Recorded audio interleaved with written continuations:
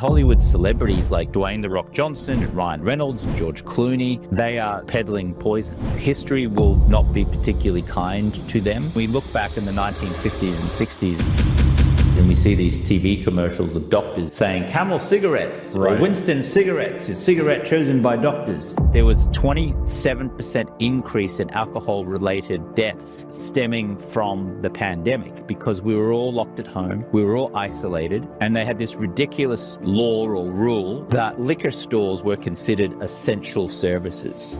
What they found was that one drink a day was enough to destroy white and grey matter in the brain. If you can eliminate alcohol and love living an alcohol-free lifestyle, it's like an unfair advantage. Generation Z is drinking so much less than previous generations. The portion of college-age Americans who are completely alcohol-free had risen from 20% to 28% in just a decade. Wow. One seemingly innocent drink per day is costing you $1 million a year in revenue or income. Every day.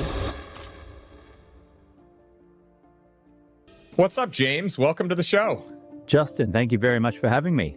Well, I'm excited for our session because I just feel like what you are covering and teaching and the research behind it is going to be groundbreaking and earth-shattering for so many people in our audience. And I'm just absolutely thrilled to have you here. Well, thank you. I'm sure some of your listeners aren't as thrilled with the message that I might be about to parlay. Well, you're going to be able to back it up. And I think that's the thing. Like anytime that we have strong ties to things or addictions or, just routines that maybe become more than routines, it can be harder to kind of pivot from them. But when you have the data to back up why it makes sense to do it, I think it becomes a lot easier from that standpoint. And, you're a renowned alcohol-free coach. I've had other people on the show that have talked about the impact of alcohol from a medical standpoint, from a health standpoint. But you do a lot with coaching investors and entrepreneurs. You speak. You're a former Sports Center anchor for ESPN, which, is the one network that I tend to tune into the most. And then I'm excited for you to dive into Project 90. You're the founder and creator of that. And my understanding, you'll probably do a better job of explaining exactly what it is, but it's a neuroscience-based program with a staggering 98% success rate in reducing alcohol consumption in just the first 90 days. Is that accurate? Yeah, there's a 98% reduction in drinking, according to a University of Washington scientific study on our 90-day stop drinking process. And that was conducted in 2023. So yeah, we take entrepreneurs, executives, high achievers through a 90-day stop drinking process, scientifically proven. And the results from a financial point of view, because I know a lot of your listeners are very much interested in investing and finance and wealth creation. The benefits of living alcohol-free are profound, to the tune of millions of dollars, by the way. Yeah, it was interesting. I listened to, I haven't been, quote unquote, a big drinker. I enjoy a good bottle of wine periodically. And I've never really contemplated like giving it up completely because to me, like I've just never felt like it was an issue or a problem or I overdrink or anything like that. Sure, I had a few times in college where I probably should have made different choices and maybe a couple times post-college, but not many. But I listened to an Eric Huberman, or not Eric, but a Huberman podcast. And he had like a 2-hour session on all the negative benefits and then the small, teeny tiny positive benefits that someone could argue. And it was very convicting. Yes, I would submit that one seemingly innocent drink per day is costing you $1 million a year in revenue or income for most entrepreneurs and investors. And Andrew Huberman spoke a lot about that one drink a day phenomena. There was actually a study out of the UK in 2022 of 36,000 middle-aged Brits.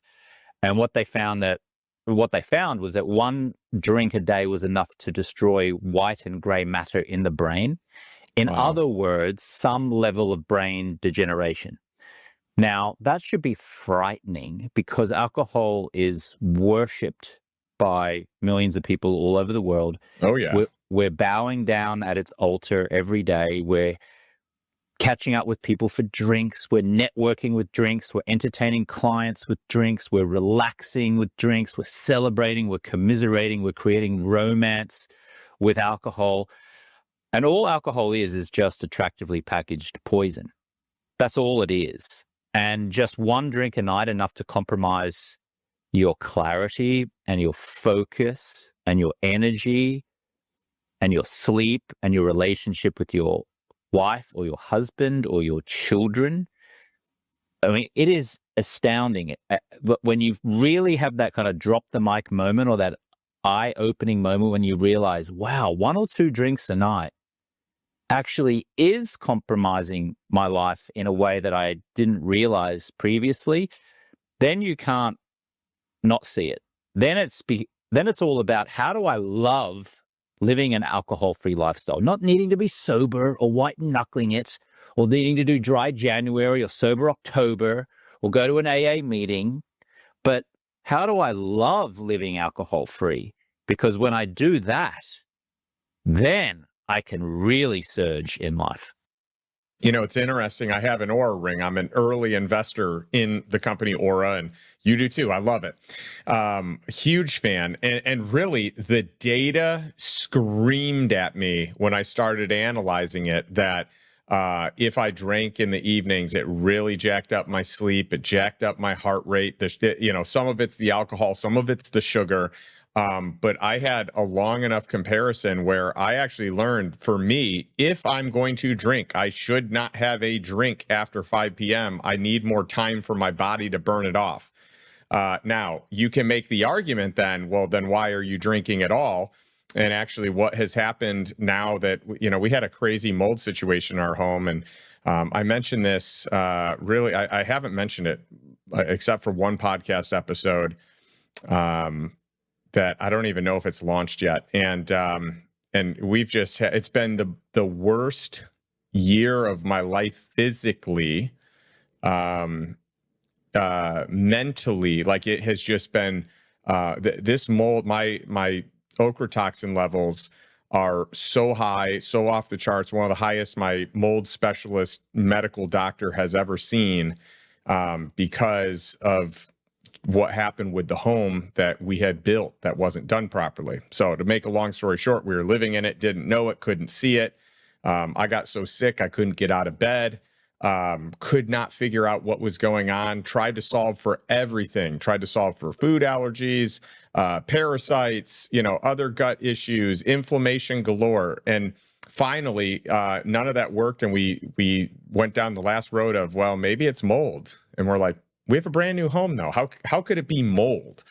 We started digging into the walls and it was just caked with mold, so bad that you couldn't treat the wood. You had to, so we're in the process of actually removing all the wood, in the master bedroom, which is where the largest section was. So part of it's coming from the windows not being flashed properly. Part of it's from the roof not being sealed properly, the TPO not being sealed properly. Part of it's from the gutter not being sealed properly against the wall, and it penetrated through the exterior to the interior. So long story short, it has been a brutal week, but my brutal year, 6 months, 6.5, 7 months. But the protocol that I was put on to help me, they said, you've got to make sure you're doing everything that reduces inflammation in your body. Mold thrives on inflammation. And the number one thing that they said that you have to eliminate is alcohol. The number two thing is added sugar. The number three thing is gluten.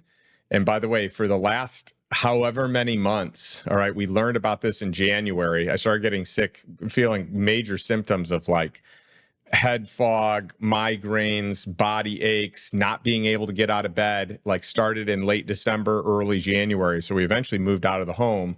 And so for the last 3 to 4 months, I have been on a diet that is literally no alcohol, no added sugar, no dairy, no gluten, no legumes, no soy, no corn, no rice.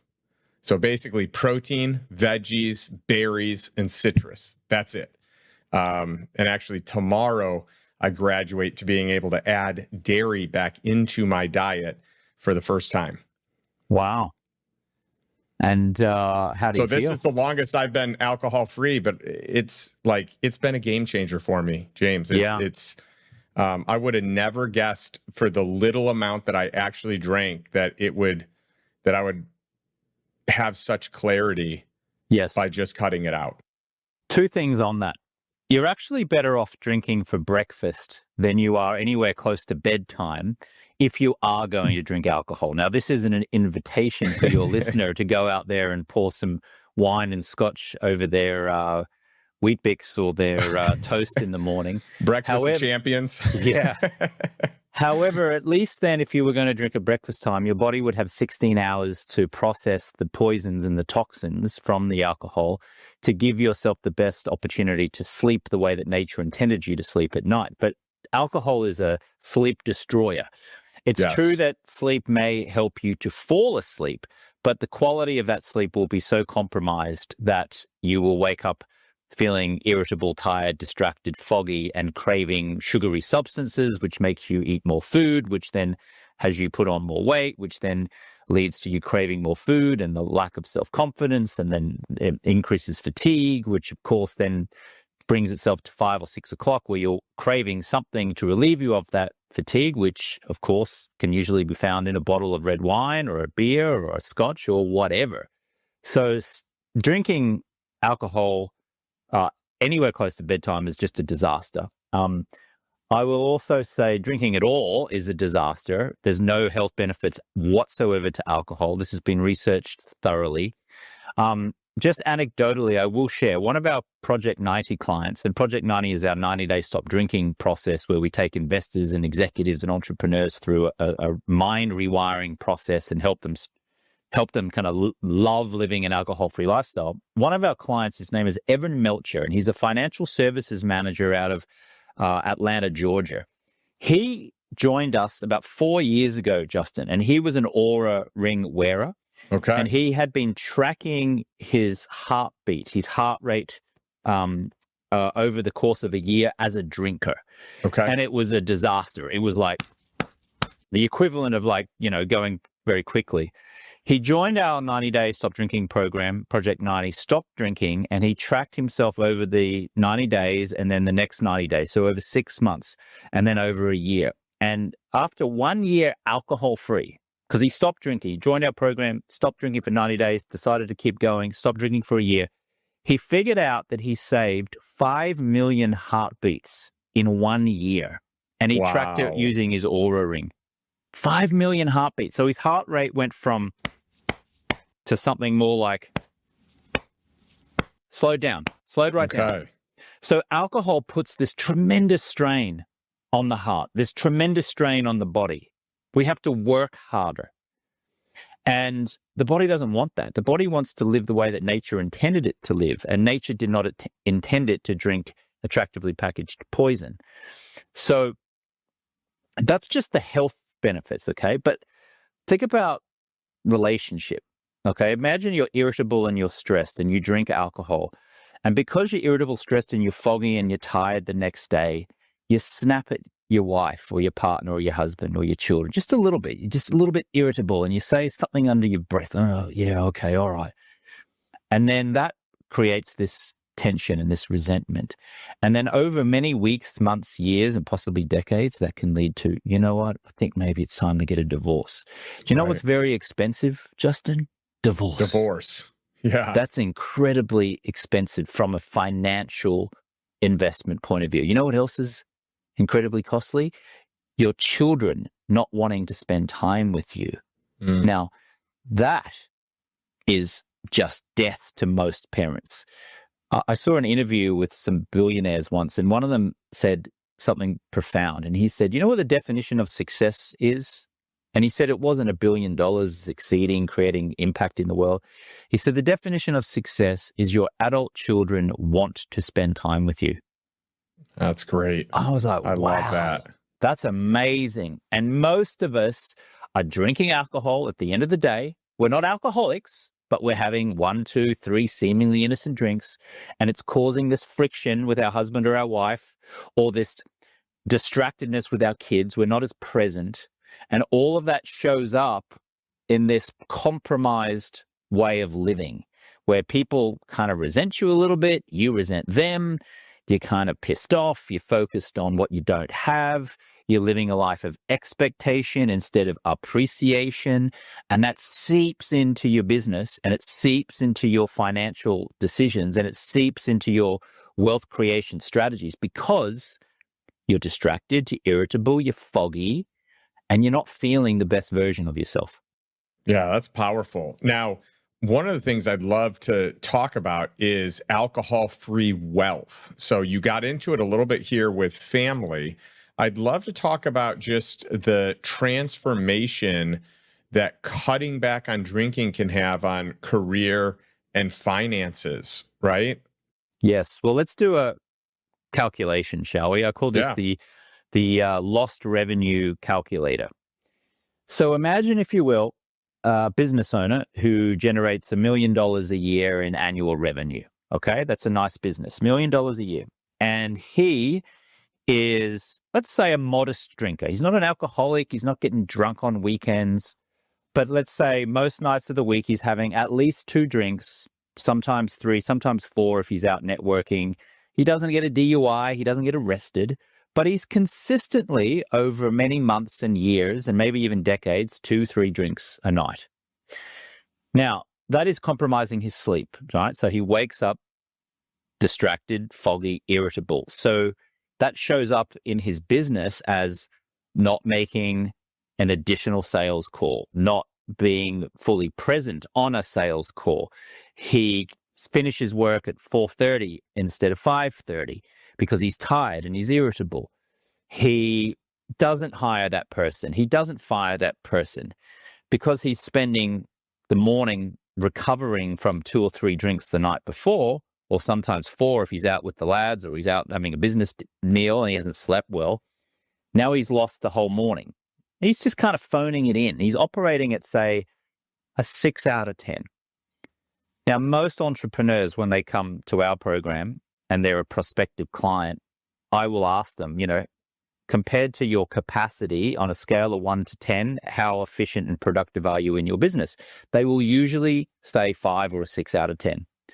And I go, okay, so at a 5 or a 6 out of 10, your business makes $1 million a year. Yes? Yes. Okay, got it. And then I say, well, let's say that you stop drinking alcohol. The benefits you would get would be this, right? You'd sleep better, you'd have more clarity, more focus, more energy, you'd make an additional sales call, you'd make a better sales call, you'd hire the right person, you'd fire the right person, you'd have the time and the thought and the focus to invest your money in the business in a more wise manner. You might spend more money on marketing, you might look at the numbers and actually look at the books and be able to have strategic insight because of that beautiful clarity and focus that you have. And then you'll make different decisions, better decisions. Yes? And they say yes. And I said, if that was consistent and you were doing that over many months, 6 months, 9 months, a year, how effective and productive would you be in that business? And they will usually say about an 8 or a 9. I say, okay, great. So at a 5 or a 6 out of 10, as a drinker, you make $1 million. How much money do you think you would make if you were operating at an 8 or a 9 out of 10 in your business over the course of the year? And almost always they say something like probably double, at least double. I said, okay, that's $1 million extra dollars. So your drinking habits are costing you $1 million a year. And then I shut up. Plus the cost of the alcohol. Minimum. Then I shut up. I shut up, Justin. And it's like this, it's like a mic drop moment. And I usually hear this, oh. Wow. And I go, wow, $1 million. Now, here's the really interesting thing. I'm going to pull out my calculator, Justin. Okay, I've got my calculator right here. If we go $1 million divided by 365 days of the year, every day that you choose to drink in this scenario is costing you $2,739. Wow. Let's just say the entrepreneur claims that he drinks 2 drinks a day. I would submit it's probably 3, but let's say 2. So we divide that by 2. Every single drink that entrepreneur in this scenario has is costing him $1,369.86. Wow. That's a pretty expensive cocktail, Justin. That is. And yeah, yet, that's palpable, right? I mean, and just add it together for a week or add it together for a month. Yeah. and we don't see this because we're just like walking around. We're looking at all of these people that I refer to as smiling assassins. And a smiling assassin is someone who's smiling. Can I get you a drink? Would you like a drink? Hey, let's have some drinks. Well, it's been normalized, right? Culturally, it's accepted, it's normal. And I would say there has been, until recently, I've noticed kind of a change in the dynamic of it, but it's almost like if you don't drink, it's like, oh, why don't you drink? Versus like in the last year or two, I have really noticed a trend with a lot of younger people, millennials and Gen Z, not drinking. And it's becoming cool to not drink. It's becoming healthier to not drink. But I feel like it's a movement to the point that you see mocktails on almost every menu when you go to a restaurant. There are bars now that are mocktail only bars. They don't even serve alcohol. And by the way, I can make an argument that the sugars are, still bad for you and all that, but I would imagine that it's nowhere close to the harm that alcohol costs your body, your brain, your clarity, etc. Alcohol's reputation is crumbling. Yeah. It really is. Generation Z has drunk or is drinking so much less than previous generations. There was actually a study from 2020, just as the pandemic started, that found that the portion of college-age Americans who are completely alcohol-free had risen from 20% to 28% in just a decade. Wow. And during the pandemic, Generation Z Australians, my native country is Australia, but they did a study out of Australia. Generation Z Australians were most likely to have decreased their alcohol consumption, with 44% reporting they were drinking less, which was more than double the rate for any other generation. Okay, so generation appear to be more cautious than the older generations, both in terms of their health and also how their peers perceive them. Now, having said that, overall, our generation, I mean, I'm 50, we drank so much more during the pandemic. In fact, there was a 27% increase in alcohol-related deaths stemming from the pandemic because we were all locked at home, we were all isolated, and they had this ridiculous law or rule, in my view, ridiculous, that liquor stores were considered essential services. I mean, I saw all these businesses shut down and liquor stores were allowed to be open. And yet this alcohol is so destructive to society. You don't need to get a DUI or wake up in a ditch or be arrested in order for alcohol to severely compromise your life. And yet society deemed it an essential service during those lockdowns, which seems crazy to me.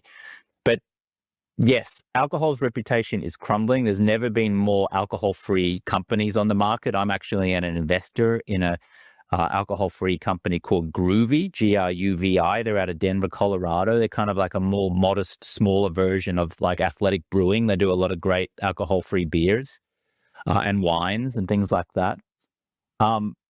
And people are now increasingly becoming aware about the detrimental effects of even modest amounts of drinking, especially your listeners who are entrepreneurs, executives, and high achievers who realize that they've been holding themselves back in their wealth creation because of their seemingly modest drinking habits. Yep, that's it. And by the way, I saw a chart here recently that basically showed Baby boomers were at the highest percentage of alcohol drinkers of any generation.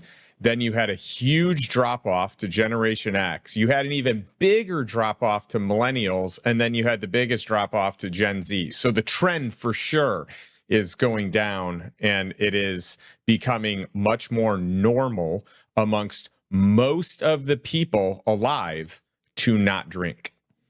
If you're a high achiever, if you consider yourself a high achiever, any amount of alcohol is compromising your efforts in that regard. And I always say to my clients, in order to create more wealth, financial wealth, better life for yourself, you don't need to put your foot on the gas harder. You just need to take your foot off the brake. And in this analogy, the brake is alcohol. Your foot on the brake, it represents alcohol, because one or two seemingly innocent drinks a night, like I said, compromises your sleep, leads to irritation, frustration, expectation instead of appreciation, poor strategic choices, not as much energy, not as much stamina throughout the day in your strategic thinking. But most entrepreneurs are listening to your wonderful podcast, Justin, or they're going to conferences and they're digesting audio books and reading books, trying to get an edge, trying to figure out how to invest, like you, Justin, how to grow their business. And they're doing it with their foot simultaneously on the brake by drinking 2 or 3 drinks a night. So stop going harder on the accelerator and just ease up on the brake, in this analogy, alcohol, and you will start to just glide. You will start to make better decisions, make more money, create generational impact in your family, be a great role model. Yeah. All of these things come to you when you choose to live an alcohol-free lifestyle, not being sober, not needing to quit, not surrendering to a higher power, not needing to go to an AA meeting. You get to live this style of life. Yeah, that's very compelling. You know, I just interviewed Alan Dibb, who's also from Australia, right before our show. And his big thing is, you know, you have all these entrepreneurs that are trying to add more to get a better return, whether it be in their business or their body, their health, whatever. And he said the one thing that most people don't do is subtract. And he said the best way to get ahead is usually to subtract something that you're doing so that you can be more optimal where you are. And this would be a perfect example on a health standpoint, where it's like, hey, we could be healthier by taking more peptides or drinking more water or getting our labs done, or we could subtract and just stop drinking. Yes. And watch the labs clean up and watch the hydration increase, etc. Tony Robbins says complexity is the enemy of execution. And when we're drinking, we're creating unnecessary complexity in our life. The complexity of a strained marriage, the complexity of not operating at a 9 out of 10 the following day in our business, and therefore making compromised choices. So you're right, and Alan Dibb is correct. Extraction. I mean, a lot of the world's productivity experts say when you've got some kind of project to do, first of all, put it through the automate, delegate, or eliminate stress test, right? Like, if I don't want to do this thing, can I automate it? Can I delegate it? Or can I eliminate it? I would suggest with alcohol, rather than delegating it and automating it, I would just damn well eliminate it, because then you're just flying on the highway of life. Yeah, I love that. You know, it's interesting. I did a dry January just because I'd never done one before, and I was like, why not? You know, I always like to do things that, you know, will challenge me in some way, shape, or form. I've got these year-long things that I've done over my life where it's like no red meat for a year, no added sugar for a year. I could go on and on and on, where I had a decade of doing something crazy for a whole year. And so I cut that out in January. And then I had one, like maybe a drink or two in January or February. And that's when I got the new protocol. And I was like, well, it's a good thing I haven't been drinking this year anyway. So now it's been, I don't know, 5 to 5.5 months. and I haven't had anything to drink. And during this time, I felt so much better that I kept saying to myself, well, maybe I just eliminate it. Maybe there's no reason for it. And after this podcast episode, like, this is just confirming what my intuition was already telling me, that I don't need it and that it's not going to make anything better. And one of my closest friends in the world gave it up last year. My wife has given it up. So it's great to kind of see some of these parallels and really get this type of information at a time where I'm already assessing the next chapter of life, and I'm already like, in a critical battle for my health to gain it back, and seeing that it's the number one culprit of what I need to heal my body today. It tells me that even when I heal my body, it's still probably the number one culprit to the life that I want. I would agree with you. I'm in alignment with your thoughts on that, Justin. You seem like you're a very healthy guy generally, except for what's been going on this year with the mold. And if you can eliminate alcohol and love living an alcohol-free lifestyle, it's like an unfair advantage in business, in relationships, in joy, and in happiness. I mean, I was a socially acceptable drinker for many years. I finally stopped drinking when I was 35, and I figured out not just how to quit, but to stay quit. Because quitting is actually pretty simple, but staying quit is a completely different skill set. But I haven't drunk now since 2010. Oh, it's awesome. And 15 years. That's great. But although I always hear that when, whenever you quit, if you're still counting down the days, then there's still something. But for you, you just said, like, I'm done, right? It's not like I've been done for this many years. Like you knew the date that you stopped, and boom, that was it. Yeah, I was in Austin, Texas, March 10th, 2010, and I was at that year's South by Southwest Festival. Oh, I love it. On a Friday night, I went out to an industry party. I had 2 very modest Bombay Sapphire gin and tonics. I remember meeting Tim Ferriss that night, who was there. And I, like I said, had a couple of gin and tonics. I got in a taxi, went back to my hotel about 15 minutes outside of downtown Austin, went to sleep. And when I woke up in the morning, I looked in the mirror and I looked and felt blah. And blah means the 5 or 6 out of 10 that I was referencing earlier. Mm-hmm. I was about 30 pounds overweight. I had bags under my eyes. I was, envious of other people. I was kind of often stressed. I had the occasional cigarette here and there. I was eating like burgers and fries. I mean, I wasn't rock bottom, but I was just kind of average and mediocre in every way. And I remember I walked next door to the hotel, and there was an IHOP, an International House of Pancakes. And I sat down there and I looked around at all these very unhealthy looking people eating all-you-can-eat pancakes with whipped cream and maple syrup. And I looked out the window and I thought, what am I doing in an IHOP? Like, this is my rock bottom moment. It wasn't really like that devastating a rock bottom moment, but it was my rock bottom moment. It's an epiphany. Yeah. This is your wake up call, and it's funny the different ways they can be triggered. But once you get enough pressure and force, it's like, oh, my eyes are open. Yes, that's exactly what happened to me in that IHOP, and that was in that moment that I said, you know what, James, just take a 30-day break from alcohol just to see if you can do it, and let's just see, what happens. And that's what I did. And in 30 days, I lost 13 pounds. It just fell off me.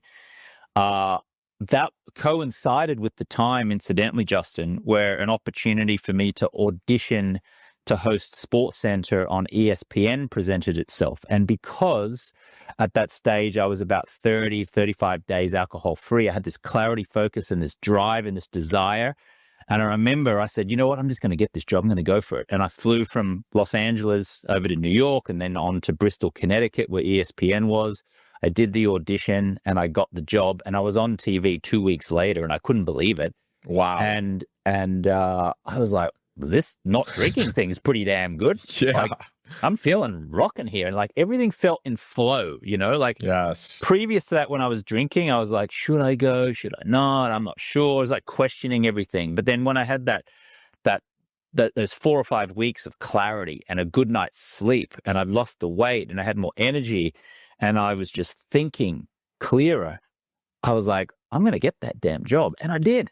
And then Mm. thereafter, because I had that confidence, I remember meeting a very beautiful woman. I was a single man at the time, and I was a bit socially awkward. I was worried that if I shared with her that I wasn't drinking at the moment, she might think that I was an alcoholic or I had a problem.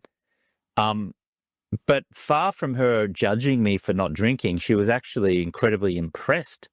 And she actually referenced to me, wow, finally a real man who's got his shit together. I was like, damn, this is good. Like, women find me attractive for not drinking. And I got this job on TV, and I've lost 13 pounds, which I ended up losing to 30 pounds. I was like, this is pretty good. And then I remember I was at the following year's South by Southwest Festival, 2011. And I remember it was the 1-year anniversary of when I'd had my last drink. And I walked into this bar called the Luster Pearl Bar on Rainey Street. Yep. And I went up and I ordered a Bud Light. And just as I went to take a sip of it, something stopped me and I paused and I put the beer down and I just thought for about 30 seconds. I thought, wow, in 1 year, I've got the body nature intended me to have. I've got this beautiful romantic relationship. I'm hosting a television show. I am feeling much more positive about my life. I'm now living a life of appreciation instead of expectation. I'm connected to my parents back in my native country in Australia. I'm having a good relationship with them. I've got good friends. I'm learning how to be an entrepreneur when I'm not hosting the show. This is pretty good. And then I called the bartender over and I said, actually, I've changed my mind. I'm not going to have it. And I gave it back to him. I tipped him and I walked out, and I have not so much as picked up an alcoholic drink since. Well, it's amazing. And it's actually interesting because what you almost did would be like the cultural norm. Let's celebrate a year of sobriety with a beer. And so it's actually interesting that in that moment you caught yourself even thinking like, why am I going back? Why would I even use this as a celebration? There are so many other better ways to celebrate this wonderful clarity and body and relationship I'm in now than that. And, I'm guilty of that too, using, a really nice bottle of wine or champagne to celebrate a big moment or a big event.